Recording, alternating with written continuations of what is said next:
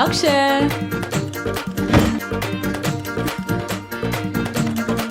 જય શ્રી કૃષ્ણ. સુલભ શૌચાલયની જેમ આવી જાય છે બધા.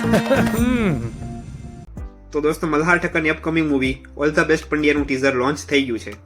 તો આ ટીઝર કેવું રહ્યું અને ટીઝરમાંથી શું શું માહિતી મળશે એના વિશે આપણે વાત કરવાની છે. દોસ્તો, જ્યારે મલ્હાર ઠક્કરની કોઈ પણ મૂવીનું એનાઉન્સમેન્ટ થાય ત્યારે મારી અને મારી જેવા ઘણા લોકો કે જે મલ્હાર ઠક્કરના ફેન છે એ લોકો માટે ખુશીની વાત હોય છે.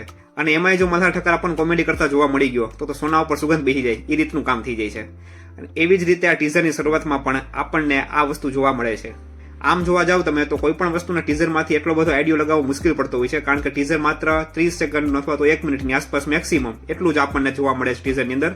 પણ ટેલર ઉપરથી આપણે હજી વધારે પણ અનુમાન લગાવી શકીએ, પણ ટીઝર ઉપરથી આપણને એટલી બધી ખબર પડતી નથી હોતી જનરલી.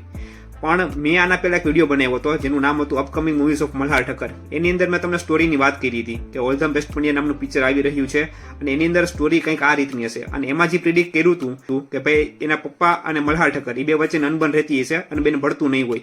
તો એ જ પ્રકારનું આપણને ટીઝરમાં તો જોવા મળે જ છે. તો આપણું પહેલું પ્રિડિક્શન તો સાચું થઈ ગયું છે.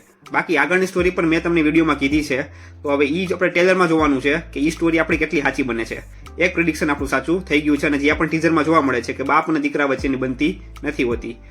હવે કોમેડીની વાત કરીએ તો કોમેડી ટીઝરની અંદર દેખાય છે, એટલે કે ફર્સ્ટ હાફની અંદર તો ડેફિનેટલી કોમેડી હશે જ. મારા અનુમાન પ્રમાણે સેકન્ડ હાફની અંદર થોડુંક ઇમોશનલ ડ્રામા, થોડીક ઇમોશનલ જર્ની પર જોવા મળશે. પણ જીગર ચૌહાણનું પ્રોડક્શન આવું છે ભાઈ.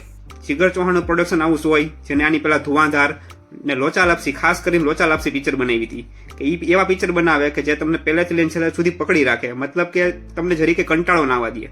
તો જીગર ચૌહાણની માસ્ટરી છે પિક્ચર બનાવવાની અને એ જ જીગર ચૌહાણના પ્રોડક્શન હાઉસ હેઠળ આ પિક્ચર બની રહી છે.